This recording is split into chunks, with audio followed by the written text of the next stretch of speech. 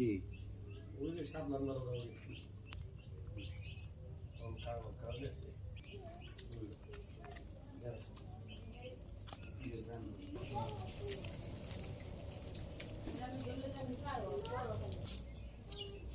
সবাইকে স্বাগত। দেশি এবং দেশের বাইরে যে যেখান থেকে আমার এই ভিডিও দেখতেছেন সবাইকে আমার নমস্কার। আর মুসলিম ভাই বোন যারা আছেন তাদেরকে আমার সালাম। তো সকালবেলায় ব্লগটা শুরু করলাম। তো আজকে চলে যাবো, মা রান্না করতেছে, বৌদি আর মা। তো আজকে বাসায় যাবো চলে ওই সখীপুর। তো 7:30টার মতো বাজে এখন। বর্দিরাও যাবো চলে, জামাইবাবুর অফিস আছে সেই জন্যই তাড়াহুড়া করতেছে। তো 7টার দিকেই বেরোইব বলছিল। তো আজকে তো রান্না করতে করতে একটু দেরি হয়েই যায়। সকালবেলা যতই বলুক যে না 7টার দিকে রান্না শেষ করুন, তারপরেও দেরি হয়ে যায়। তো রান্না ওদিকে হয়ে গেছে, ডাল রান্না করতেছে আর ডিম ভুনা ভাত। আমি আবার এই পাশে আসছি, এই বর্দার বেড়া ছেড়ে দিছে, ওরা পাতা খাইতেছে। এখানে আবার এই যে ঢেঁড়স গাছ বর্দা বইনে দিছে। এই যে ঢেঁড়স গাছগুলো অনেক বড় হয়, এখনই আমার সমান হয়ে গেছে এই গাছগুলো। এই যে 12 মাস ই হয়, মানে ঢেঁড়স সবসময় থাকে আর কি গাছে, সবসময় অনেক বড় হয় গাছগুলো। এই দুই মানুষ সমান আর কি এত লম্বা হয়ে যায়। তো 4-5 বছর পর্যন্ত আর কি ঢেঁড়স ধরে, গাছটা মরে না। তো ঢেঁড়সগুলো খেতেও খুব স্বাদ। তো দেখি রান্না কত দূর রান্না করে যাই, আমি দেখে আসি। এদিকে পরে যে পুঁই শাক বনে দিছে, হইতেছে আর কি মাত্র। এখানে রান্নাঘর 19 মাসে রান্না করে। তো বর্ষাকালে এই যে চুলে টুলে হয়ে থাকে, তো ভিজা থাকে, তো সেই জন্য আর কি করে না, নিচে ভিতরেই রান্না করে, বাইরে রান্না করে না। বর্দি সাহায্য করলো, বৌদি আর মা রান্না করলো, রান্না হয়ে গেছে। খাইতে বসছে তো দিকে হয়ে গেছে তাহলে সব। তুই বাবুর জন্য সুজি রান্না করতেছে, সুজি খাওয়াই দিই আমি, আর ওনারা খাইতে বসছে। কি রান্না করে তাহলে? ডাল আর বোনা নে, ডিম বোনা। তো জামগা থুয়ে কালকেই চলে যেতাম, তো যাই হোক বৃষ্টির কারণে যাওয়া হইলো না। বর্দিরাও রইলো, বললো যে তোরা থাকলে থাকুম, সেই জন্য আর কি থাকা হইলো। তারপর কবে আসি না আসি জানি না, আসুন কবে।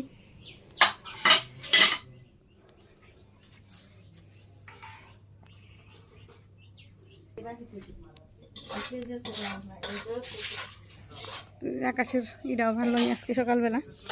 তো নারা খাইতে বসছি, খেয়ে উঠুক তারপর আমরা খাম। উত্তর পাশে কমে গেছে, তারপর সকালবেলা ভালোই, রাতে একটু বৃষ্টি পড়ছে, 2-1 ফোঁটা।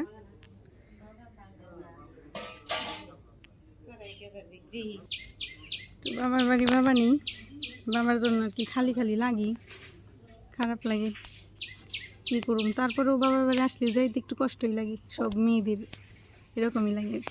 আজকে ভালো লাগতেছে না, খারাপ লাগতেছে।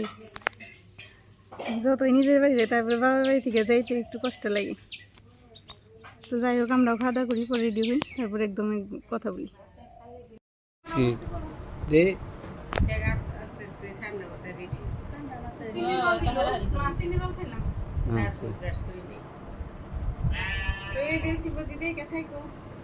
যাই ওবার বাড়ি নিয়ে একবারে নিয়ে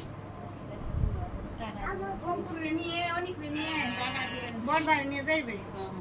মা গো একটু থাকো, দরকার হয় একদিনের নিয়ে যাইবে।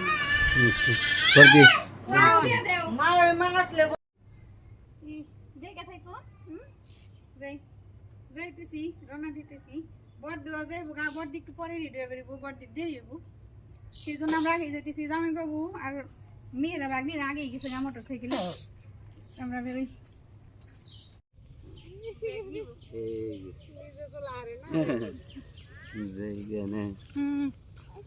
খারাপ লাগে।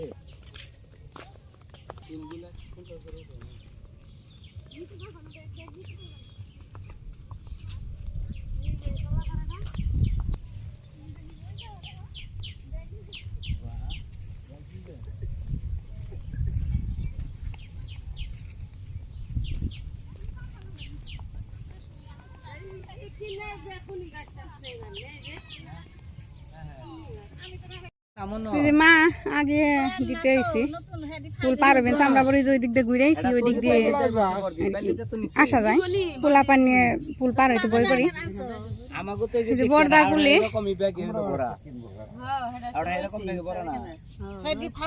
অনেক পরীক্ষা কি হনি 10টায় দেখে দিও পরীক্ষা তুই যে বদি আইছে এইকে দিবেন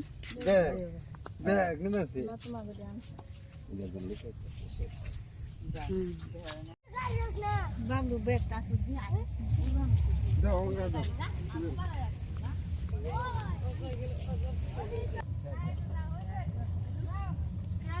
এই যে পিছে বসছে চলো চলো চলো শোনা আসো আসো আসো যাও যাও আগে যাও দৌড়াও দৌড়াও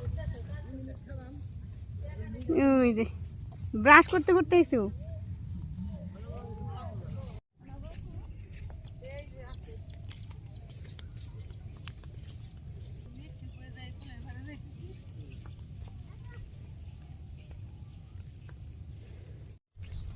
যাইতেছি বইনেরে রাইখে বোনও যাবো গা দৌলতপুর মারে ব্যয় বই রেখে সবাই ব্যস্তে খারাপ লাগে কোরআন পরে এই যেদিকে এই যে চরক জাল পাচ্ছে সবাই সারা বছরই প্রায় কাতি মাস পর্যন্ত আর কি চরক জালি মাছ মারে তো জল আটকে রাখে প্রায় সারা বছরই সুইচ গেট আছে দক্ষিণ পাশে সুইচ গেটটা আটকে রাখে জল শুকাই দিয়ে না যে মাছের জন্য বরদাম গ্রাম তো মাছের রাজা এবার মাছ কম নে মাছ নেই এবার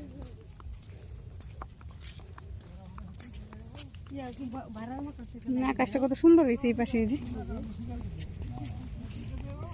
আর এই যে পাশে গ্রাম এটা শেওড়াতুল ওই পাশে টেংলাপাড়া তারপরে ওইদিকে রামপুর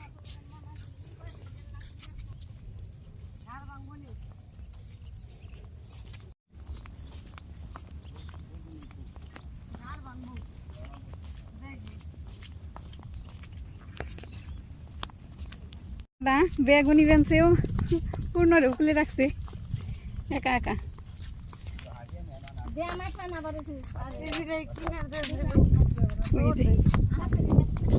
ওই যে মামার কুলে রয়েছে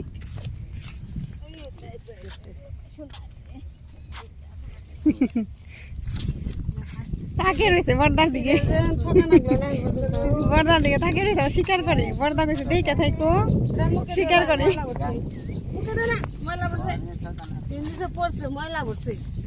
এই যে চরক জাল কত সুন্দর দেখা যায় না যখন মাছ উঠে তখন উঠায় তখন আরো বেশি সুন্দর লাগে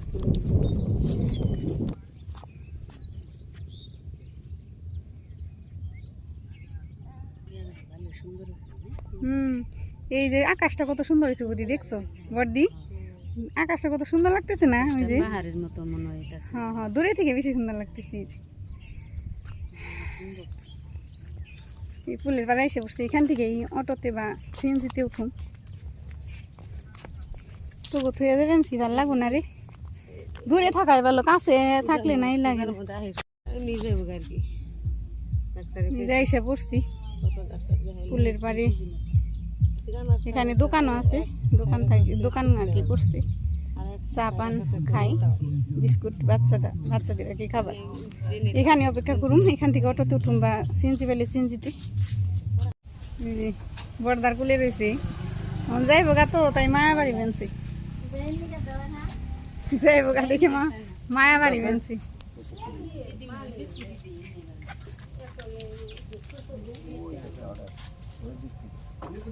এখানে বসে রয়েছে গাড়ির জন্য গাড়ি দেখে দেখাইছে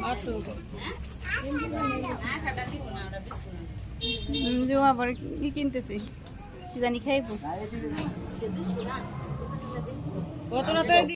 যাস কিন্তু বদরি নিয়ে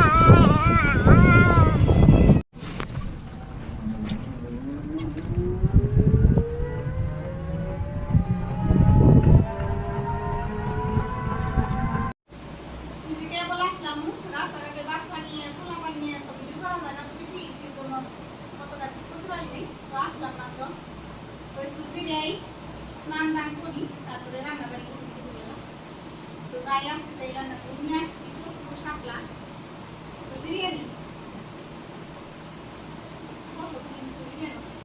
ওই সবজি কাটা হয়ে গেছে আমার। আমি এখানে শাপলা কাটছি চরচড়ির জন্য। শাপলাকে এটা ভালো করে ধুইয়ে তারপর লবণ দিয়ে চিপড়িয়ে বাড়তি জল ওগুলো ফেলে আমি চিপড়িয়ে করে নিছি, নিং দিয়ে নিছি। এখানে মাছ আছে, পুঁটি মাছ, আর পেঁয়াজ, কাঁচামরিচ, রসুন ছেঁচে নিছি। এখানে এই যে কচু কচু ভাপে বসে দিছি লবণ দিয়ে, আর একটু জল দিয়ে, এই যে লবণ। কচুর শাক রান্না করুন। কচুর শাকে আর কি পেঁয়াজ রসুন দিব, মাছ ছাড়াই, চরচড়িতে শুধু মাছ হইব। তো এখানে আমি মাছ আরো ভেজে নিছি, চরচড়ি দিব এখান থেকে পুঁটি মাছ আর এই যে মাছের লেজ, তারপরে পেটি, এগুলো দিয়ে রান্না করুন। তো কচুর শাকটা ভাপ হয়ে নিক, তারপরে ভাপ দিয়ে নামিয়ে নিই। এখানে আমি কচুর শাক আর কি সিদ্ধ করে নামিয়ে নিছি, যে একদম নরম হয়ে গেছে। আর কালো কচু তো, সেই জন্য কালারটাও কালো, সবুজ না। তো এটা আলাদা কচু, এই কচুটা অনেক স্বাদ। তো কড়াই বসিয়ে দিছি আমি, কড়াই গরম হয়ে গেছে। তো কচুর শাক আমি মাছ ছাড়াই রান্না করুন। মাছ ছাড়াই এভাবে রান্না করলে অনেক স্বাদ লাগে। তেল দিয়ে দিতেছি, থেকে জিরে দিলাম, পেঁয়াজ কুচি দিয়ে দিলাম, আর এখানে রসুন ছেঁচে রাখছিলাম, রসুন ছেঁচে একটু ভাজি করে নিই। তো সবসময় যে মাছ দিতে হবে তাও কোনো কথা না, যে মাছ দিলে যে স্বাদ লাগে, মাছ ছাড়া স্বাদ লাগে না, তাও কোনো ওই ব্যাপার, এরকম কোনো ব্যাপার না। আসলে রান্নার কোয়ালিটি জানলে সবভাবেই খাওয়া যায়। তো এইভাবে রান্না করে খেয়ে দেখেন, অনেক স্বাদ লাগে কচুর শাক। নিরামিষভাবেও রান্না করা যায়, মাসকলাইয়ের ডাল আর কাঁঠাল বেশি দেয়, সেটা আবার অন্যরকম স্বাদ। তো এইভাবে রান্না করলে আমার অনেক স্বাদ লাগে। যে পেঁয়াজ রসুন ভাজি করা হয়ে গেছে, এখানে আমি কয়েকটা কাঁচামরিচ দিয়ে দিলাম, হালকা আর একটু ভাজি করুন। কাঁচামরিচগুলোর সাথে ভাজি হয়ে গেছে, তো কচুগুলো দিয়ে দিলাম।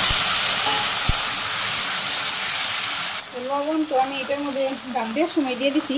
এখানে আমি হলুদ দিলাম, শুকনো মরিচের করে। তো এইভাবে রান্না করে নিই। কচুর শাক নামিয়ে নিছি, নামানোর আগে আমি আবারও রসুন থেতু দিয়ে দিছি। এখন চরচড়ির জন্য মাছ ভাজি করুন। তেল দিলাম, যে মাছগুলো ছেড়ে দিলাম, ভাজি করে নিই সবগুলো মাছ। আমি ছোটো ছোটো পিস করে দিছি, কারণ চরচড়িতে এরকম করে দিলেই স্বাদ লাগে বেশি। মাছ ভাজিটা শেষের দিকে পেঁয়াজ দিয়ে দিলাম, আর একটু কাঁচামরিচ দিয়ে দিলাম, তারপর একটু ভাজি করে নিই। মাছ ভাজিও নামিয়ে নিলাম। তেলে জিরে দিলাম, পেঁয়াজ, কাঁচামরিচ,